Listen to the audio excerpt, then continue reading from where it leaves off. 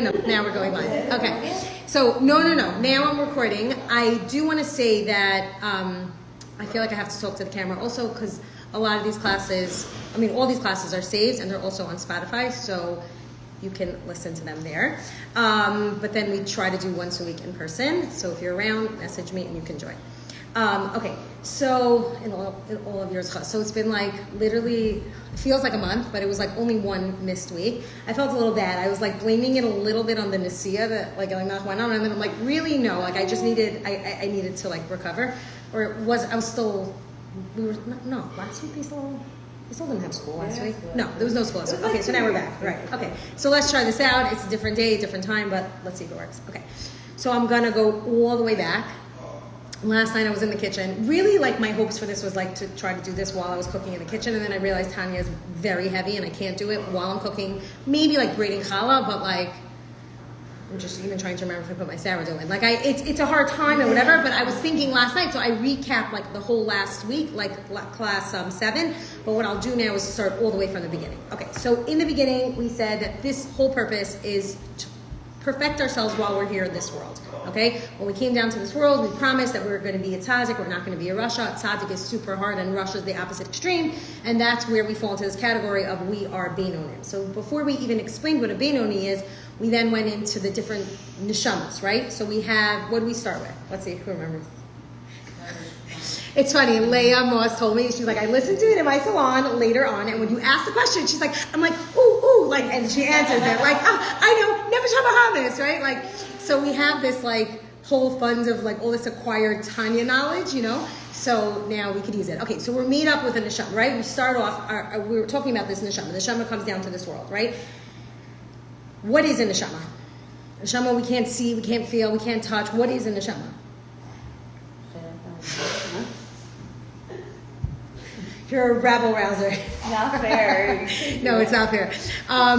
We explained that in neshama, we can't define it, but we explained that Hashem has, what's the word? What is Hashem? It's like, you know when you come back to school in the beginning of the year and everyone's like, how is your summer? I really know it, I just can't access it right now. Oh my gosh. It's there. Okay, hi, welcome back. We're all having like a little like mommy brain and like summer fuzz, like we don't know where we are. Okay, so Hashem obviously wanted to create us, but he was like what we said, that he unfolded himself with Hashem has created himself. He's made up of spheros, this concept, he created this world of spheros, and we then use those spheros unfolded as kochos. So now we have soul powers. What are their soul powers? I'm glad that you're back because we have teacher's pet over here. So we have three intellectual and 7 emotional, right? So we have Chachma Bina Das up here, and then our bodies, our emotions are the lower part of our body is Chesed, Gevura, Hod, Yisod, Netzach, Malchus, right? So those are our emotions. And then we explained that Hashem didn't just put these kochos down here into this world, he placed us into a body with an animal soul, the nefesh habahamis, but more than that, he gave that neshama some way to interact with this world, because the neshama is not from this world. So how is the neshama going to interact in this world?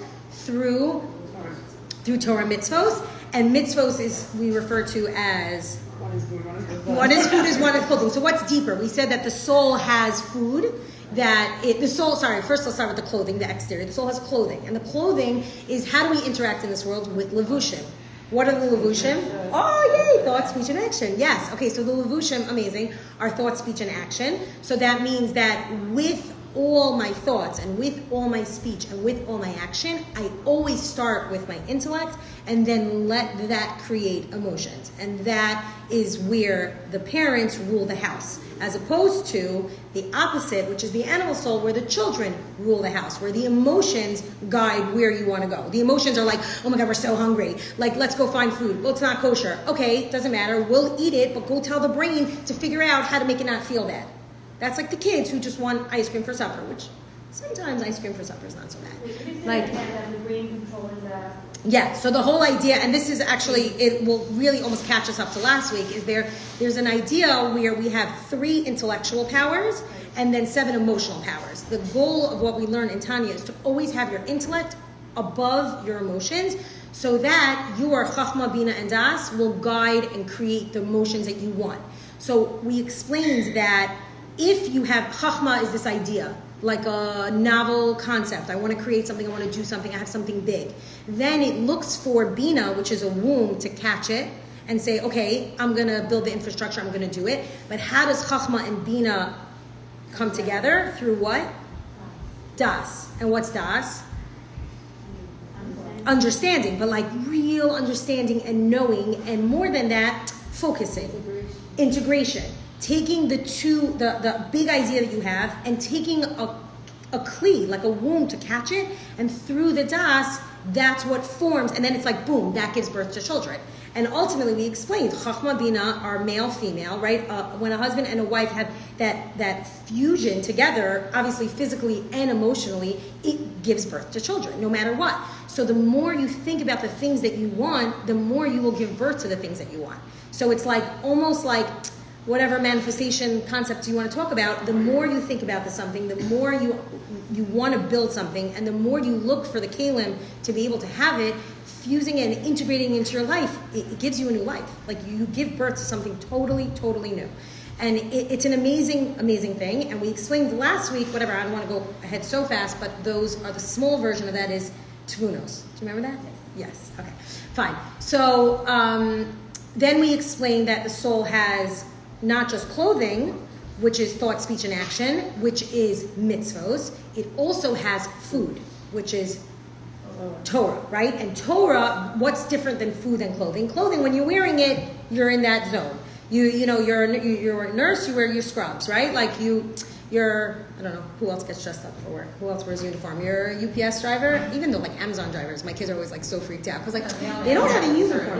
Mailmen have uniforms. They're supposed to wear that black shirt. They don't wear They're supposed to, but sometimes they don't. Or like Zara is like the sketchiest. Oh, yeah. Totally. They hold me like a beat up minivan. I'm like, oh my God, who's that? And then they like throw it across the room, like, you know. It's like that is like a whole different, that's a next level. But when you wear a uniform, it's who you are. But then when you take it off, you're not that person anymore, right? I always say, like, my brothers, they're doctors, they walk around their scrubs to every bris, kiddush, everything. We are so proud of you. We know you're a doctor, you know? No, they're amazing. But this idea where food becomes part of you, food, what you are, what you eat, like it affects you. People have like, I just found that recently that my daughter's lactose intolerant. Like it took so long to figure it out, but she would be like, every day she would get to school, she'd be like, oh my God, my stomach is killing me, because she would have this huge latte, right? Food, you are, it becomes part of you. It's like you have allergies, it affects you, your body reacts it. When you integrate food inside of you, you can't undo it. And that's Torah. And then the more Torah you learn, the more you absorb, the more effect it has on your life. So that's how the soul can live in this world through clothing and through food. Okay.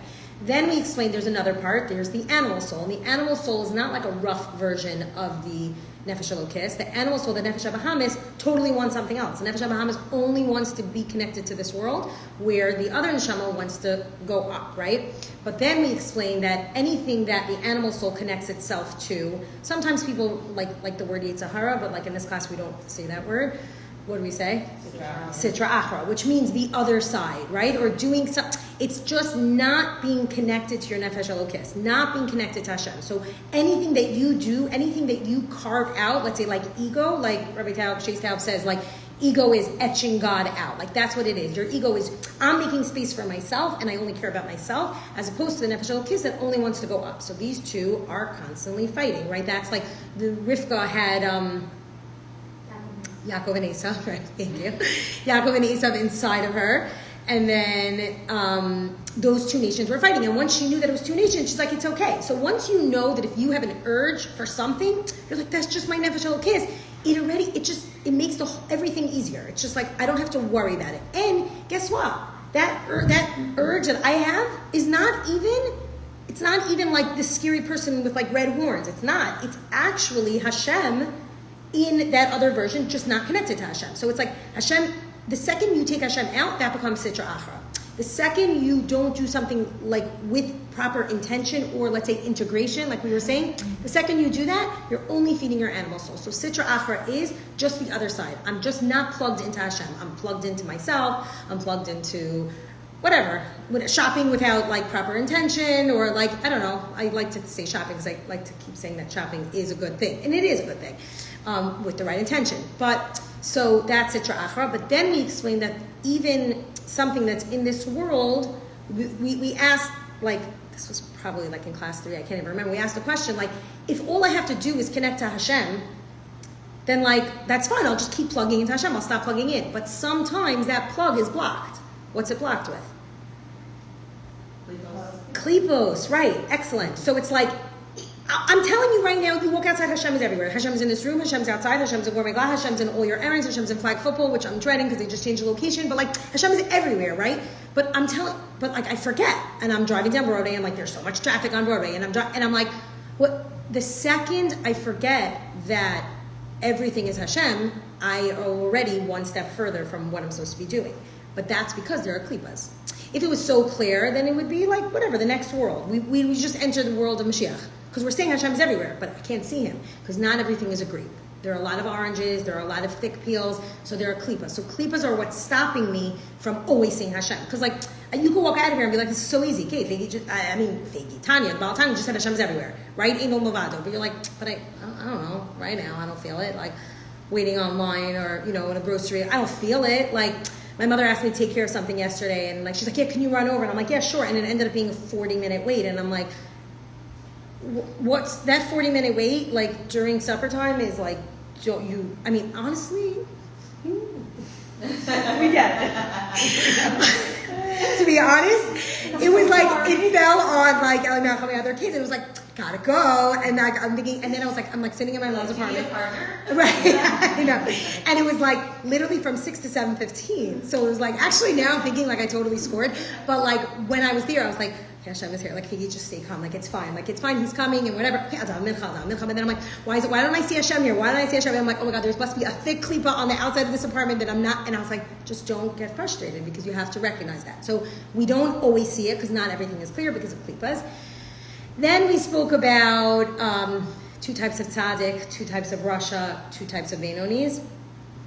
That's a lot to review, but basically, let's see who remembers. What are the 2 types of tzaddikim? Tzaddik.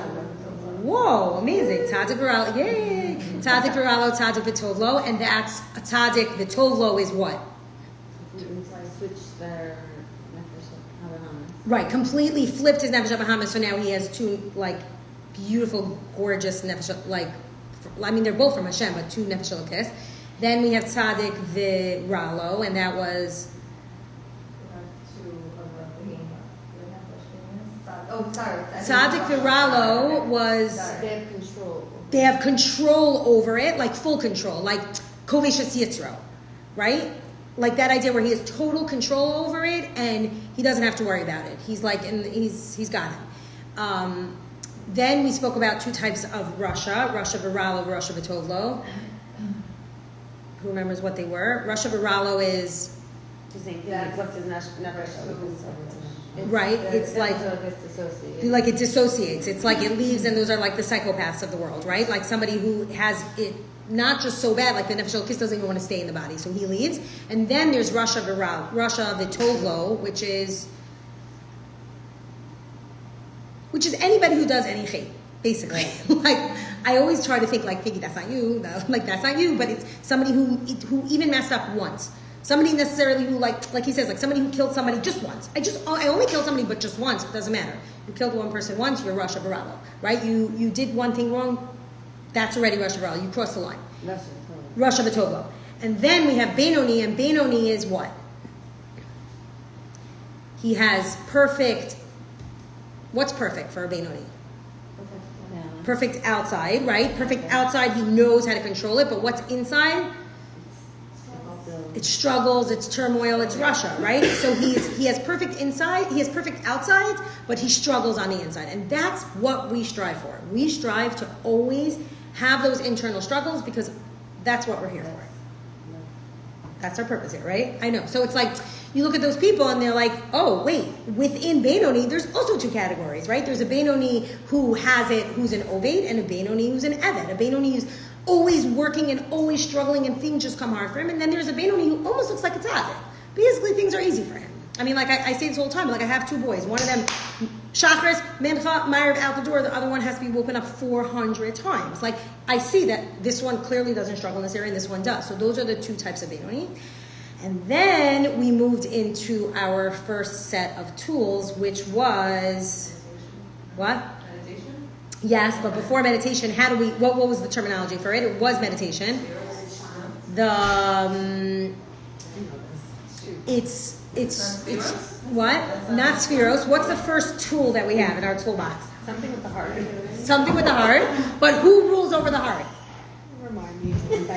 What's the whole? I know. Fair. It's not fair. I know. This feels like first day of school. Like I feel like we're in 10th grade. We just did 9th grade material. Now we're moving on to 10th grade, right? You know. Okay. It was Moach. Shalid Alalay, right? It's your brain rules over. Yes. You got. You know, like I should be like Wheel of Fortune. Flashcards. We've been talking about. I'm gonna make flashcards. I'm gonna tell Yaakov just we need keywords. I know. Keywords, right? Tanya keywords for Tanya flashcards. Like you hold them up and you're like, oh, shut the lid. Okay, this one, right? Like Sitra Acha, Klipas. School supply. I will not send over school supplies. I will give you a magnet, but I will not send over school supplies. Okay, so now Moshal Talib, which was what is the idea? It's really back from the beginning chapters. It's that your brain rules over your heart, and we know that. You want to create emotions. You want to connect to Hashem. You want to make the most of your time here in this world, in this age, in this moment. What are you going to do? Your brain is going to rule over your heart, and that will help you be the best Benoni ever. What does that mean? On a simplistic level, it means impulse control. I'm going to control myself. I'm going to keep it together. Even let's say it's just even in the grocery store, right? Or even in any urban area where everybody's been. I don't know where everybody go this week, like aquariums and whatever. I don't know. Anywhere. I know. Miriam Blumenkrantz, thank you for all your posts. I'm gonna go wherever you go.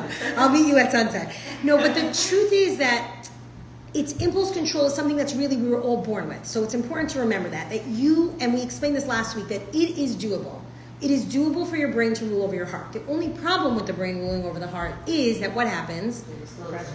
You explode, right? It's so tight. It's oh my gosh, I'm control myself to the point where I'm going to burst. And then when I burst, I'm just it's all or nothing. So I'm out. So we said, unfortunately, there are people in Yiddishkeit, that were given such a tight noose around their neck that almost felt so impulse control. I'm going to do whatever Hashem wants.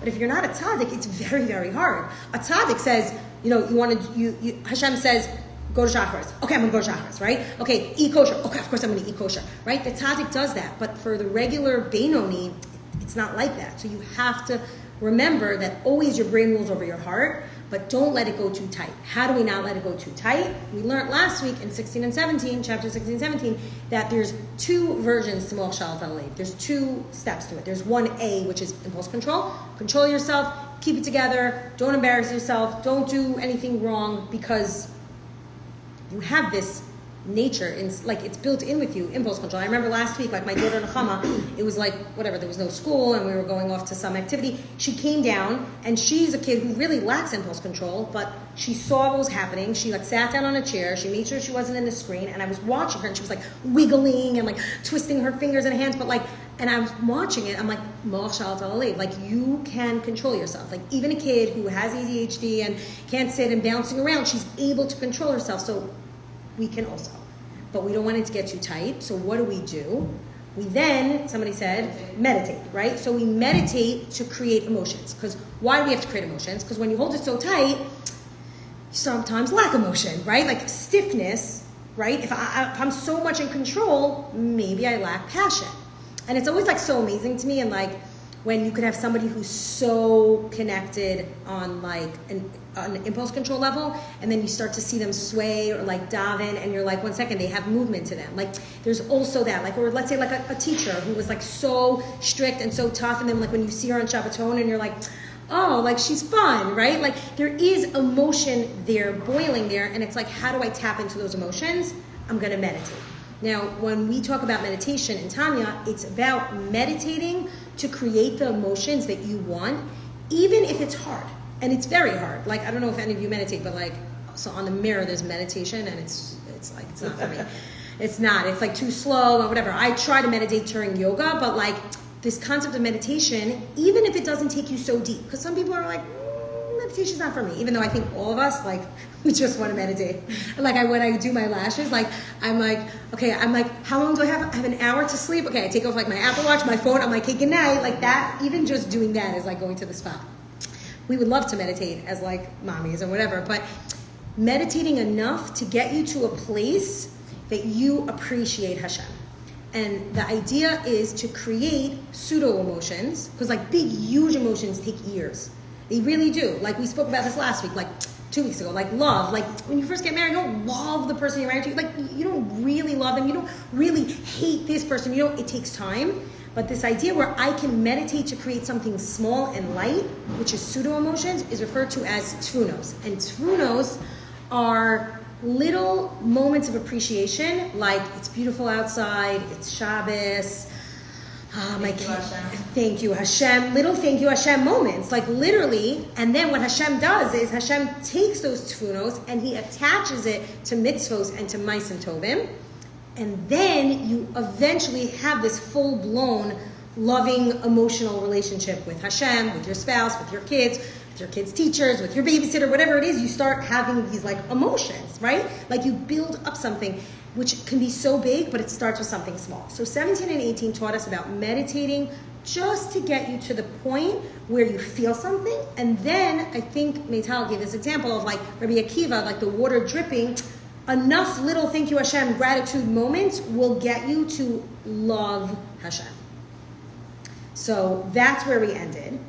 But when we ended, we said that can literally take a lifetime. Like, how many years did it take Rabbi Akiva, right? Like, he was 40, right? I don't know how many years he was walking past that rock with the water, but like, we all know that story. It takes a very long time to break into your heart, to the things that you have within inside of you.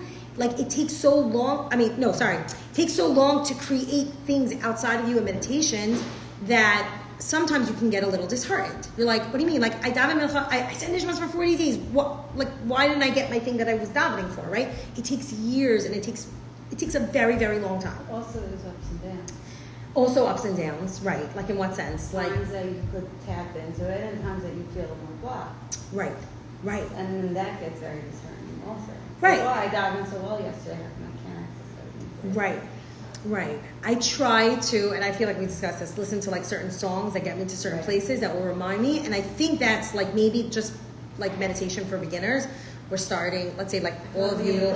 Yes. We asked, by the way, I really like requested this and it's like happening. It's the craziest thing. It's Mir Hashem, I think like Seres Mei Tshuva. I'm always like, okay, I mix up all the names. So Natalia, Seres Mei Tshuva, like all that. Seres Mei, no?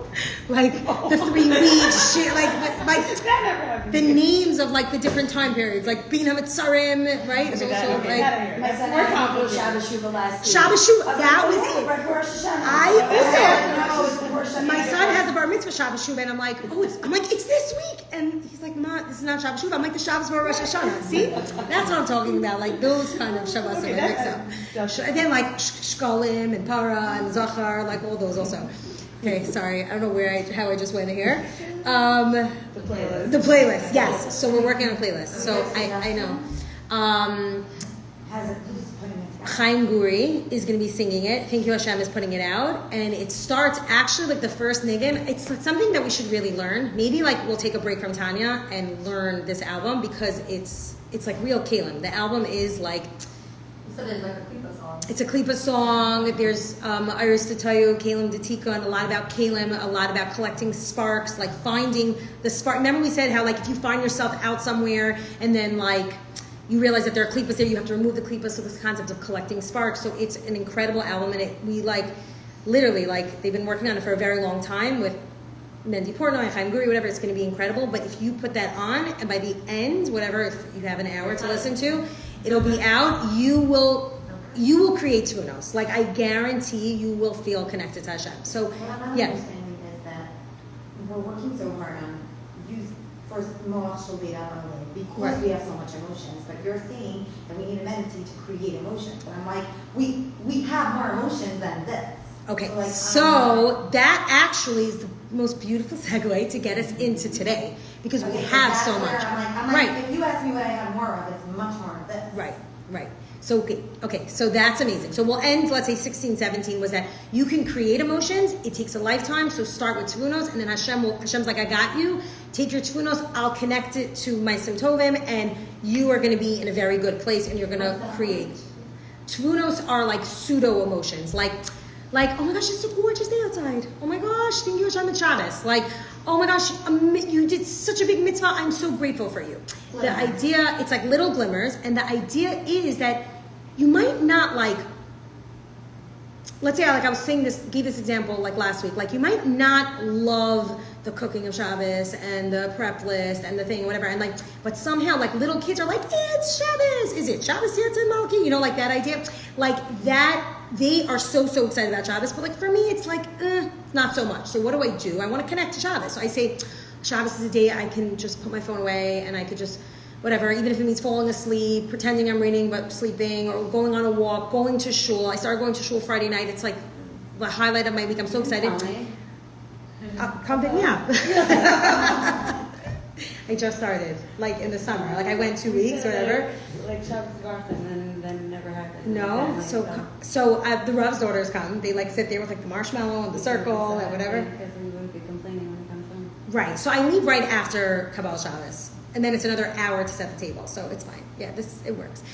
So let's say, like, for me, it's like, oh my gosh, I love, like, benching left. I'm like walking out, and I'm like, I don't know if I connect to the whole Shabbos, I connect to that. So then Hashem says, oh, you connect to that? Okay, hold on one second. I'm going to take that feeling, that little tvuna, and I'm going to connect to something so big, and I'm just going to make your whole Shabbos feel like that exact moment. And I might not love it, but I understand it. Like we said last week, like, I love fried chicken, but, like, I know that grilled chicken is better.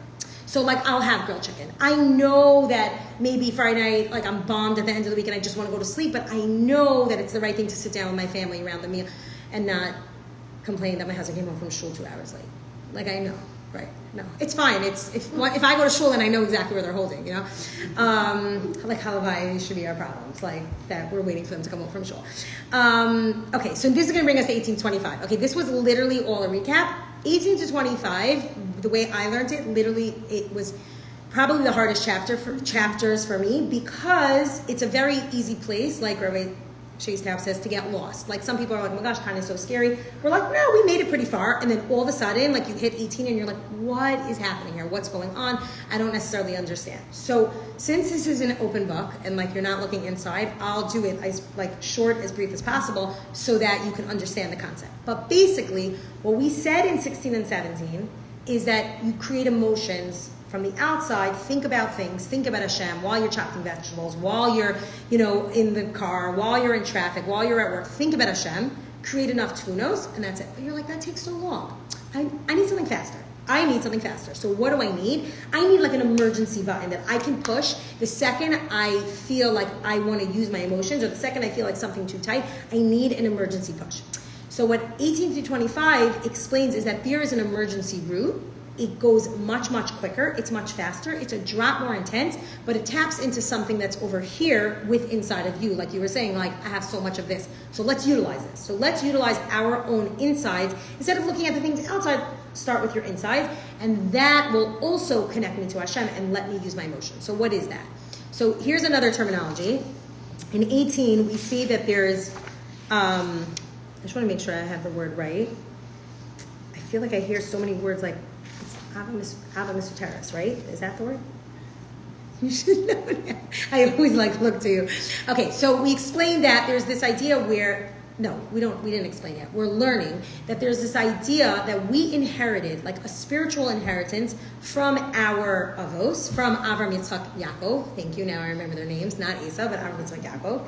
By the way, there's a whole thought, and the whole concept to Esau was really supposed to marry Leah, and then really the reason, right? The whole reason that Yaakov ended up marrying Rachel and Leah was because of Esau left away, but it could have been, I always think about it, were there really supposed to be 4 avos and then 4 emos? Because if Esau was part of it, maybe he was also supposed to be, I think about that a lot. Not on the daily, but whatever. Mm-hmm. So this idea where we inherited something from Avram, Yitzchak, and Yaakov, and what is that? It's like a spiritual inheritance that we have with inside of us, and we don't have to go anywhere. It's right here. And that's called Ahava Misuteres, which means a latent love with inside of us. Okay? Misuteres is like something that's hidden, something that's under, and Ahava is love. right? Nistar. Like Nistar, right? Misu Teres is like Nistar, and Anochi Hastar Astar Panai, right? So we have this hidden, latent love that's within inside of us.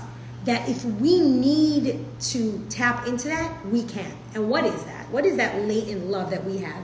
They basically instilled within us, like Avram Avinu was the first Jew, right? Adam was not necessarily connected to Hashem the way that Avram was. Avram found Hashem. Avram was the first Yid. And then he transferred through Yitzchak and through Yaakov, this thing that we have inside of us, that, which, by the way, creates an incredible phenomenon that we will do or die when it comes to our Yiddishkeit. Like if you think about the stories in the Holocaust, or even before the Holocaust, like whatever, during the Inquisition and during Yavan, whatever, during all those times, like when the Jewish people were a threat, there were people who were not Shomer Shabbos. There were people who were not necessarily following the ways of Hashem. They gave up their lives because they were Jew. Like even like probably the most recent I would say is like Holocaust, that we knew that there were a lot of secular Jews that just died because they were a Jew. And it's a crazy thing. Like your whole life, you're like, I don't keep kosher, I don't fully keep Shabbos, but you're going to put a gun to my head and tell me like I have to convert? Put a gun to my head. And it's like, it's not just one Jew, it's like many, many Jews. Like this happens. There was like, I'm trying to remember, like when it was like Iran or something, whatever, there was a time where like Jewish people were caught and some people that were not from, and they would do anything to like give up their lives. Like what is that phenomenon? Where does it come from? In Russia, like Russia, when a lot of like when like actually at the end of like when communism and like the whole communism fell, and a lot of them came to America.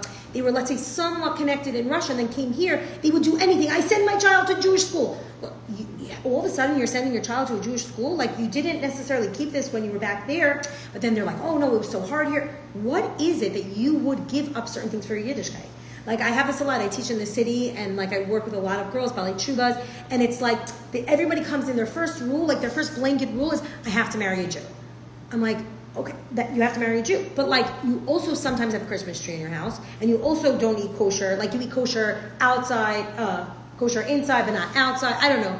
There's that girl on Instagram. She's so funny. She's like Syrian, and she like does a whole, like they can make fun of themselves. Like I'm not going to make fun of a Syrian, but like, like we eat dairy out, but like we don't eat dairy in. Like we go out on vacation, we eat out, but we don't bring it in. Like, so she has that whole thing. So like, who drew those lines? Like when was there like a line like, okay, so this is Gla kosher, right? Like I walk to the beach a lot, and I always see like by Gelato, there's like this, it's like a diner, and it says only kosher meats. Yeah. And I'm like, but it has pizza, right? So it's like only kosher meats, but you serve pizza. Well, they drew the line. They said that we have kosher meats, and there are people who do that. So here's the thing. There's this concept where people will do or die when they have this like crazy spiritual adrenaline, but then everybody else beyond that draws lines of where they do this, right? Like I'm gonna say this, but like I'm calling myself out. Like, okay, I wear stockings, but like on Shabbos, right? Like, so what happened during the week? Like, why on Shabbos? Oh, because I'm in shul. Oh, because you're in shul, but who said that? Like, there's a rule in shul that you have to do this? No, but that's my line. That's the line that I drew. Okay, fine. You keep to your line. But at what point do you not just wipe away all the lines? Right? This is a little scary. This was probably my scariest part of Tanya. I'm not gonna lie. I was like, the same thing as with Kusa Bafira. right. That Same concept. in what way? Kusa Bafira is wherever you are, wherever you're holding in your mitzvahs or your Avodas Hashem, that's your Kusa Bafira. But you always have to be going up, basically. Right. Otherwise, you'll be going down. It's Right. the elevator, the escalator. It's the escalator. You always have to be going up, otherwise you're going down. So now let's try to understand this. I don't mean to like scare anybody with like lines or where you draw things. Like for me, this was like, okay, this is like the first time I was feeling like a little bit like tight. And then I realized, because personally, I probably said I drew my own line somewhere, and I'm not sure where and when that happened. But let's say I want to connect to Hashem instantly with my emotions. I don't want to meditate. I don't have time to meditate. I want to instantly connect to Hashem this moment with emotion. Maybe it's Rosh Hashanah davening. Maybe like you're all of a sudden in shul and you're like, I've been mochshal talev, I've been impulse control, and I want to connect to my emotions. I don't have time to meditate. I probably should have started meditating in the beginning of the Elul, but I don't have time to meditate now. So right now I'm in shul and I want to connect to Hashem with all my emotions in this moment right now. What do? I push this button of spiritual adrenaline that says, Faigy, if you don't connect to Hashem right now at this second, it's like someone's holding a gun to your head, and you need to fully be immersed in your davening with all your emotions. Otherwise, it's like you're doing avodah zarah. Now or never. Do or die right now. And it's like an amazing thing. Hi. It's an amazing thing because it's like, you know, you hear those stories of like people have crazy adrenaline. Like there was, oh my God, I was just reading a story about like somebody like saw a kid in a car seat, and they have all of a sudden the strength to like punch open the window, break the glass. Turns out it was a doll in the Duna. A kid in the Duna. It's the craziest story. And I know the person who's happened to it. I'm like, oh my gosh. But you know what? That feeling of like, if I needed to break through a car, I would be able to do it. Where does that come from? If your kid is in the car, you're going to break out. You see anything happen, all of a sudden you have this. That doesn't mean that I'm going to start like kickboxing the next day and I'm going to be able to like, you know, rip those things off at Fit. I know, I miss. If I put one up in my basement, then maybe I won't have to go back, right? Those punching bags. Like, you would be able to rip a punching bag off the ceiling the next day? No. But how come yesterday you were able to break the car open? I can't start like moving things, shifting things now because like, I don't know, I have back pain. But like yesterday I was able to do it. Why? Because at that moment you knew it was do or die. So you were able to push a button that says, Faigy, open up the car, get in there, do what you need to do in order to save that kid, right? And it's like, you hear these stories all the time. People have crazy like things, or like even like feelings, like emotional feelings, like somebody's in the pool and they're like, oh my gosh, right? Like, where does that come from? It comes from a latent, you have energy inside of you. Now, let's say I want to use that energy all the time. I can't be living on edge. Like, I can't be living that all the time of like spiritual adrenaline. You know, some mornings you wake up and you feel like you have a lot of energy, but like, how am I going to get that all the time? You're not going to get that all the time, and it's going to be an emergency button that you need to push when you want to push it. And the second you push it, you will be good. It's not going to last forever, but it's an emergency button. And the more you do it, the better you get at it. So like, you could be standing there and like, I don't know, when I got married, my family, we always waited 6 hours. My mom's family waits 5 hours and 1 minute. But like all of a sudden, now that I like shaved off an hour, already 4 hours, I'm like, oh my God, I'm ready for it, right? Where in my head am I going to say, like, Faigy, if you don't wait 1 more hour, right? Like your minhag is 5 hours, you wait your minhag. If you don't wait 1 more hour, that is totally avodah zarah. That is disconnecting from Hashem. That's because you created a little space, a little pack and play for all your feelings and all your lines and all your rules. So it's right over here, and it's like, I don't know why I'm saying pack and play, but I'm imagining it like just all squeezed tight in one area. What? In a cage. In a cage, right? Okay, it's like in a cage, locked up, and it's like, these are my feelings, these are my rules, this is how I'm going to do it. It's 4 hours, I'm hungry, I'm going to eat it. No. Where am I going to get, and I didn't meditate, where am I going to get the feeling to say, Faigy, no, wait 1 more hour. Like, stop. Like, you could wait 1 more hour. What? You push yourself. How do I push myself? I say, if I don't wait 1 hour, I am literally bowing down to like idols. I'm literally worshiping another God. And essentially what we learn from this is that there's really only 2 mitzvos. The first 2 of the Aseret Dibros, Anochi Hashem Elokecha, I am the God that took you out of Egypt. Connect to me. And what's the second? No more. Lo yelachalo kemacher. You should not have any other God. Those are the only 2 things that you need to know. So when we were talking in our conversation beforehand, like, what is it, let's say we were talking about Chabad, and then the strictness of the rules. When you connect to Hashem through Ava Mesuteres, through that emergency push button, you are like the most halachically observant Jew version of yourself that you've ever been. And it's the coolest thing. And it's like, I don't have a problem waiting 5 hours and 1 minute. That's what my family does. That's what I do. If I do it, you know how many generations I go back on? My grandparents survived the Holocaust for me to eat, for me to not wait 1 more hour. And then you're like, come on, Faigy, Yakis wait 3 hours, right? Like, you know, and then this one, their family's been under this, right? So it's like, you can shift lines. You could be like, oh, okay, fine. So here I do and here I don't. I eat kosher, I eat dairy, and I eat dairy.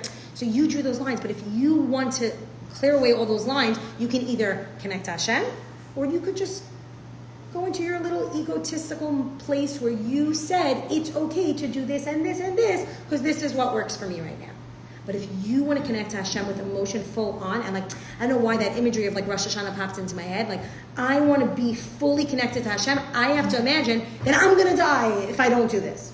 Which is not something that we like to tell people. Like, you don't want to be like, this is do or die. You want to be like, no, take your time, do it slowly, right? Like, perfect yourself over time, make, create tunos, and be grateful, and on your own level, That's one way. But if you need the surge, you need 18 through 25. You need to push that button. And the more you keep pushing, the better you'll get at it. So it's like, wow, not only am I becoming an emotional yid, I'm also becoming a very halachically observant, good Benoni here. And I'm making space for my nefesh elokis to come in more and more and more and fill me up with more intellect to create more emotions. So, was that too scary? I don't know. For me, this was like a little how intense. does that stop you from exploding? So how does that stop me from exploding? This is not right. You can't live your life like that all Right. 100% of the time. It's an emergency button. Right, it's an emergency button. That's like you push the emergency button too many times, it's gonna it's not right. Maybe It'll break. It'll break. Right. It's kind of like the adrenaline that we have inside of us. Exactly. It's like going to the gym and getting strong, or the adrenaline surge and being able to do the same bench, I don't know, 180 because And being able to do like like at your head, or going to the gym for 6 months and then being able to do it. right. That's a good example. It's like you get the same result, but one's a quick, fast route, but like not one that you could use every day. Right. You can't do it consistently, and you might not even be able to repeat it. And even if you tap into it once in your lifetime, you're already like, halavaya, like we should get to that place where like you can feel so intensely about doing your mitzvos. It's like a very powerful tool, but like also use it wisely. It's like, like, I don't think they have it. I don't know. I haven't seen it in my car in a while. They have like a little hammer, like to break the window, like in case of emergency. And it's like, how often are you going to be able to pull that out and whip out that tool? When you can, you can. But that's like, basically what we're saying is that this is, and I like how, somebody said something with full surrender to Hashem and devotion to this. Yeah, no, people are writing actually really nice comments. So, yeah, I'm not so good about reading them. I will get better. I'll go back at the end. So you're saying, like in general, L is a good time to pull that out and use that tool? For sure. You're saying it's very applicable to right now, or? I would say right now we should be doing like both tools. We should, because like, right? No, hopefully. Right. But I think that a whole idea of like, L, it's like scary. It's like, no, like imagine I went into L. Right. L has that. L definitely has that spiritual, probably every day can be an emergency button. I wonder if like we blow the shofar, it's like remind us, wake you up, tap into that latent Ava Misuteres.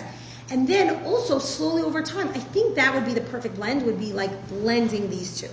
Like, let's say once a month, I'll have this like spiritual adrenaline rush where like I tap into my Ava Misuteres, but really like over time, like you see after like much later on in Tanya, we learn more about 16 and 17, more about meditating to get to the emotions, because that's probably like maintenance. Like when you're on a diet and like you could do that, and then you every once in a while you do a cleanse, whatever. Which, well, let's say you're you faced with like you have to make a decision, like like halakhically or morally something's better, but it's just not at all within your comfort zone at all. That's important, when right? you pull it out. That's when you're like, wait, like I shouldn't only be in my comfort zone. I need to stretch myself, and even if you're not in the mood of stretching yourself, you're still going to stretch yourself because you're like, oh, I know this is right. I have to do it. It's the right thing to do. Right. That's exactly when you need to like pull it out. Davening or connecting. It's actual bringing it into It helps action. you. It's integration. It really helps you make decisions, like big decisions in life where, I guess where you're struggling, you're like, I want to be at that end of the like at that end of the tunnel, and I want to be connected to Hashem. And also, it helps you like reinforce your decisions, I think, because you're like, this was, if I tapped into the most primal Ava Misuteres gift that I was given from my great-great-grandparents, and I know that they lived, that I can live, do or die, I know that Hashem will be behind that decision. Like if you want to like, almost like, am I making sense? Like to feel right about something, you're like, Hashem drove that decision. Like an identity. Like, is this who I am? Yes. Who am I? Right. What do I want to be? Right. Like when somebody is like holding a gun to your head, they're like, convert to Christianity or whatever. You're like, no, I'm a Jew. I got That's this. so funny because like It's people, almost easier like that, by the way. Yeah, but also people like say, like authenticity is like a big buzzword now, right? Mm-hmm. So people think that their emotions is their authenticity, but really your core belief is authenticity. So if you say, oh, what do I want to do authentically, right? Not, oh, what does my emotion want me to do? It's Who Your am actions. I? No, who am I? Who And am I? then, And let who that am drive I? your And decisions. let that drive your decisions, as opposed to, oh, I am not my emotions. I'm not my laziness, my anger, my whatever it is. That's not authentically me. My who am I? My core from my grandparents is who I am authentically, and that can drive Uh-huh. your decision, your Right. mitzvos, your Right. whatever. You have to tap into this every so often. You really do. Like you have these tools, and like remember that you have these tools, but tap into remembering who am I? Am I willing to die for this? I'm willing to die for this. I'm going to go ahead and do it. I'm trying to think of like a big decision. I haven't yet used this yet. Like I'm learning this with you guys. Like I haven't used this tool. Right. Like comes and you have to like wait for it. I think. Right. I don't think it just comes every day. Why does it have to be a big decision? Why can't It could be any little decision. Or your closet and Right. You're right. Little bit too short Exactly. for me. That's what I'm saying. Okay, maybe even though it's my favorite skirt, maybe it should. It's a way Right. of tapping into authenticity without meditating on it or Or whatever. it's like beach dress. I'm like, I'll go to the Okay. beach. So like reading a whole book on like I'll just go modesty right versus around you the being able to make a decision. I don't feel like this stands for me. Yeah. Right. Or saying, this is not me. This is not me. This is not me. I'm choosing this. Right. Or is it Sometimes exactly people what I do want? things that are not themselves because they're not tapping Right. into who they are. Right. And then if you think about it the next day, sometimes you're like, that wasn't me. Why did I do that? I missed the opportunity to think about it Right. and decide Right. what was the right thing for me to do. It's hard. It's hard. So you're right. It's not just big decisions. It's in everyday moments you can tap into it. These small measures too, I guess. Yeah, small measures like that example of like taking out a skirt and being like, is this for me? Is this what I want? Is this what right. It sounds scarier than it It's, actually I don't know why I was like No, so because scared. I I was think like, Also, there's a concept of abolishment. You do Right, something even you if do don't it, want to right, do I it, know. And then it brings you to something know. that you can get to. right. So okay, so one second. I want to. scary It because sounds people are scarier than not it is. ready- People are not ready to stretch. Right. Sometimes they're It's just not. uncomfortable. But you're cozy. It's not, It's right? okay. Very Yeah. cozy. Right. Right. So it's a way of tapping into. Wait, I know I should stretch, but I'm not in the mood. But then you press that button, you're like, but this is who I am this is who I authentically, am. so I have to go in this direction. Right. Might not get to 100% yet, but But it'll definitely get I'm me. gonna Right. tap into that. You to- should make little buttons.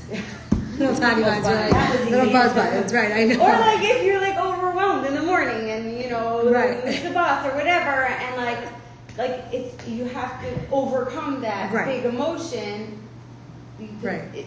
Is that emotion me? No, I feel like I should. I feel like this is first something like that I should practice. Like we should practice. Like we should all say like one morning next week because it's like they have probably 3 days of school and then there's Yontif and the busing is still not whatever. Look, just practice one morning being really who you are. Like really, like just tapping into that. But that idea of being able to stop yourself in the tracks and wipe away any other thoughts or lines that you drew is the quickest way to tap and bring your emotions into it so that you don't feel tight, so that you don't feel just intellect and just impulse control, but a way to feel connected through your emotions in a very fast way.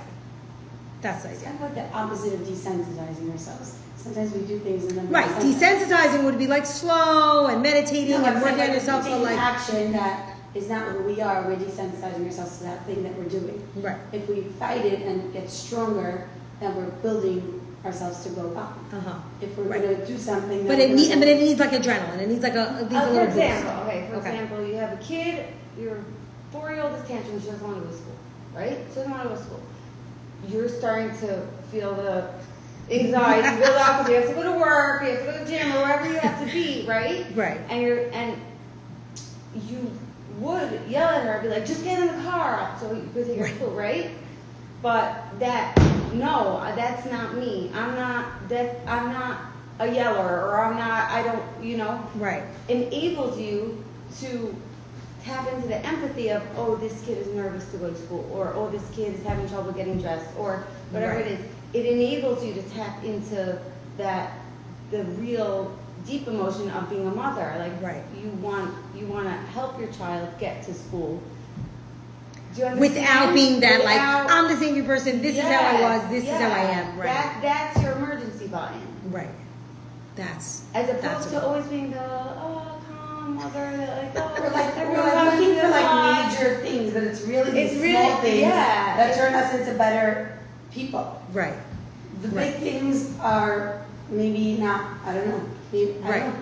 So it Big things is. are It's major. funny. I was like came in here being like, it's the big things when you need spiritual motion, but I'm realizing You now do that both, like but it's you do both. both, but it's both. Those But are, like these small things are big things. right. Yeah. They're huge. I think they Small are. things are big It things. takes a It lot. does. Right. Okay, so I'm gonna end this here. We'll talk a little bit more, but I'm gonna end this here. But basically just to wrap it up is that we have so far we have a few tools. We have Moach Shalat Alev 1, which is impulse control, Moach Shalat Alev 2, which is slow meditation, meditating to create tvunos. And now we have this idea that there's something else that you have, another tool, which is Ava Misoteris, which is latent, which is inside of you, which is your inheritance, which you are going to tap all the time now. Now I'm realizing Not that all you the can. time. Not all the time. Emergencies. In emergency cases. Okay. Is it only I'm done supposed this to be here. for emergency? It's just a fast route. So, but that's what I'm saying. If you